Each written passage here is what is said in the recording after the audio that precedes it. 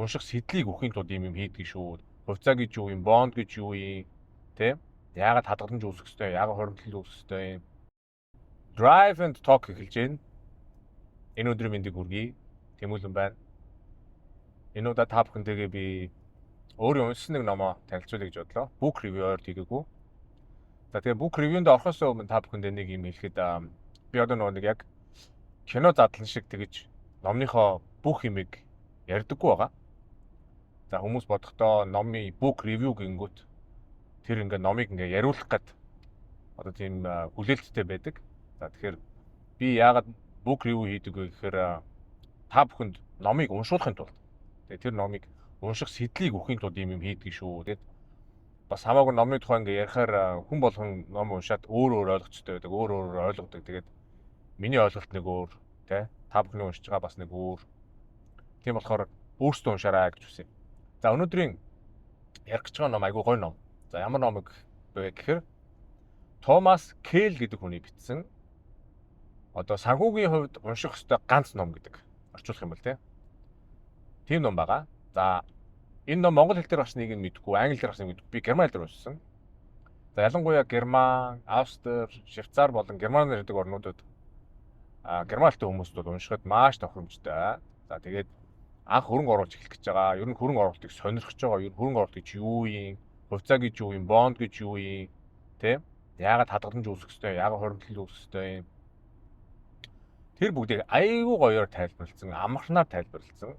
Тийм урт ном биш. Тийм ном байгаа. Тэгээд энэ номыг уншаад надад ямар сэтгэл төрсөн гэхээр ерөнхийдөө нэг олон ийм одоо нэг санхүүгийн тухай ер нь нэг ийм топикийн тухай ингээд олон номнууд, олон төрлийн номнууд уншаад тахаар ерөнхийдөө нэг ийм байнгын давтагддаг юм сэдвүүд байдаг. За тэгээд тэр сэдвүүд бас их орсон байлээ. За миний хувьд бол за анх сурж байгаа хүмүүсийн хувьд бол хөрөнгө оруулалт гэж юу юм гэдгийг мэдгэж байгаа хүмүүсийн хувьд бол маш сонирхолтой, маш амархнаар тайлбарсан тийм ном байгаа шүү. За энэ ном маань бол дотроо 3 бүлэгтэй. 3 бүлэгт хуваацсан. Нэгдүгээр бүлэгт нь болохоор юу гардаг вэ гэхээр ерөнхийдөө бидний өөрсдийн ойлголт, өөрсдийн тэр одоо би яриад байдаг амьдралын скрипт гэж тэднийг ингэж ойлгох. Одоо жишээлбэл мөнгө бол мөө, тэ? Одоо заавал их мөнгөтэй байж хөрөнгө оруулах гэдэг юм уу? Альсгүй заавал хөрөнгө оруулалтын мэдлэгтэй байж хөрөнгө оруулах гэдэг. Тиймэрхүү тийм амьдралын скриптүүдийг одоо яг задлаад тэгээд засаж өгсөн. Яг энэ ямар учиртай, яагаад бид нар ингэж боддгийг, тэ? Ер нь мөнгөний сэтгэл зүй талаасаа жоохон тайлбарлаад өгсөн. Гой жишээн дээр ингэ тайлбарлаад өгсөн гэсэн үг ба. За хоёрдугаар хэсэгт нь болохоор ерөнхийдөө хөрөнгө оруулалтын тухайд одоо техникл талаасаа тий ер нь хувьцаа гэж юу юм, бонд гэж юу юм, ер нь бондыг хизээ авбал дээр юм, ер нь хувьцаа авбал дээр юм уу, авахгүй хэл дээр юм уу, ер нь ямар хөрөнгө оруулалтууд гэдгийг бичсэн байгаа. За тэгээд 3 дугаар бүлэг нь болохоор за техникл бүх юмаа мэдээд авчлаа, хөрөнгө оруулалт гэдгийг мэдээд авчлаа. За тэгээд хөрөнгө оруулах энэ тухай гардаг. За тэрэн дээр нь ямар юу гардаг гэхээр ямар платформ дээр ямар одоо аккаунт нээх үү, ямар хөрөнгө оруулалт хийх үү, ямар ETF авах уу, тэ? Яаж хөрөнгө оруулах уу, тэрийг яаж одоо ингэж төрөлжүүлэх үү, хэдэн хувьтай байх уу, яах вэ гэдэг. Айгүй нарийн юмнуудыг маш энгийнээр тайлбарласан. Одоо анх хөрөнгө оруулах гэж байгаа хүмүүс зориулсан тийм ном байгаа. Тэгээд надад хамгийн таалагдсан юм гэхээр энэ номонд шүү дээ, тэ? Ерөөсөө маш амархан бичсэн. Одоо нэг ийм санхүүгийн номнууд байдаг л та, хөрөнгө оруулалтын тухай номнууд айгүй хэцүү бичсэн, айгүй тийм нэг мэрэгжлийн одоо фах жаргон гэж ярьдаг да германаар. Мэрэгжлийн тийм үгнүүдийг ашигласан. Тэгээд ингээд айгүй урт өгүүлбэртэй, ойлгоход айгүй хэцүү. Тэгээд хүмүүс тэгээд ойлгохгүй болохоор шантгаад мэдээж тэр номыг чинь ингээд уншихгүй шүү дээ. Тэгээд энэ ном бол тийм ном биш үү? Та бүхэн энийг авч уншаарай. Томас Кейл гэдэг. За Томас Кейл гэдэг хүн ямар хүн юм бэ гэхээр энэ хүн өөрөө анх эхлээд сургууль төгсөөд их сургуульд ороод investment banker байсан. За investment banker болоод анх мань нөхөр юу гэж бодсон бэ гэхээр за investment banker бол те их мөнгө алдаг ажил юм байна, гоё юм байна гэд хийж байгаа. Тэгээд сүүлдээ тэр нь ажил таалагдхай болонгуудаа өөрөө амьдралынхаа дуудлагаар те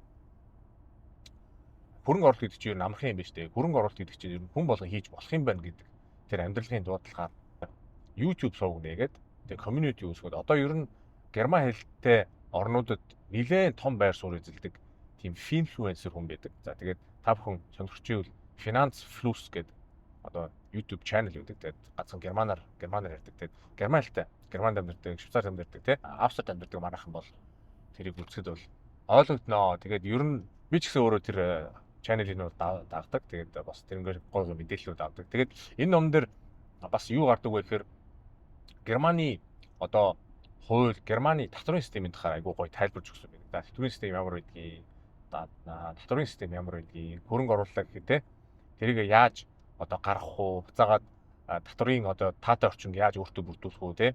Тэгээд бас гоё типүүд өгсөн байдаг. Жишээлбэл одоо сүүлийн үед одоо манай Монголд их мод болоод байгаа. Ер нь их хүчтэй гарч ирж байгаа юм. Fund manager, money manager гэдэг энэ тухай маш гоё тайлбарсан байдаг.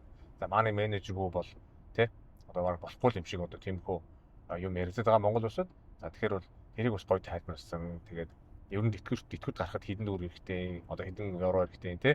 Ер нь Германы хөрөнгө оруулалтын систем, Германы одоо тэр системийг маш гоё тайлбарласан байгаа. Тэгээд Германд амьдардаг байсан гэнэ. Германд амьдардаг монголчууд бас тэрийг уншвал бас их зүгээр ном шүү гэж хэлмээр байна. За тэгээд ерөнхийдөө маш амархан, уншихад ойлгомжтой, хөрөнгө оруулъя гэж бодож байгаа, хөрөнгө оруулалт гэдгийг ойлгоё гэж бодож байгаа. Одоо хувьцааг ойлгоё гэж бодож байгаа, бондыг ойлгоё гэж бодож байгаа бүх хүмүүс зориулсан ном шүү. Тэгээд та бүхэн бас өөрсдөө ингэж судлаад үзээрэй. Англи хэл дээр гарсан байж магадгүй, англи хэл дээр бас уншвал бас зүгээр. Тэгээд ерөнхийдөө товчхон хэлэхэд Германд амьдардаг герман хүмүүс зориулсан одоо хөрөнгө оруулах санхүүгийн ганц ном гэж хэлэхэд болно. За тэгээ өшөө мэдээж герман хүмүүсийн бичсэн гой номууд байдаг. Одоо Будо Шефер гэдэг хүний бичсэн одоо Money гэдэг нэртэй нохоо гэдэг тийм бас хөрөнгө оруулалтын талаар гоё хүүхдэд зориулсан хүүхдийн дэнд гоё номнууд байдаг. Тэгээд ер нь бол Будо Шефер гэдэг хүний бас бичсэн гой номнууд байдаг. Тэрийг бас та бүхэн авч уншаарай гэж хүсэн. Тэгээд хамгийн гол нь би яагаад book review хийгээд байдаг гол шалтгаан нь гэхээр ерөнхийдөө хөрөнгө оруулалтыг ойлгоё. Ер нь ингээд жоох амьдралаа өөрчлөе. Тэгээд ер нь өөрийгөө өөрчлөе гэж бодож байвал их ном унших нь хэцүүтэй юм бэл.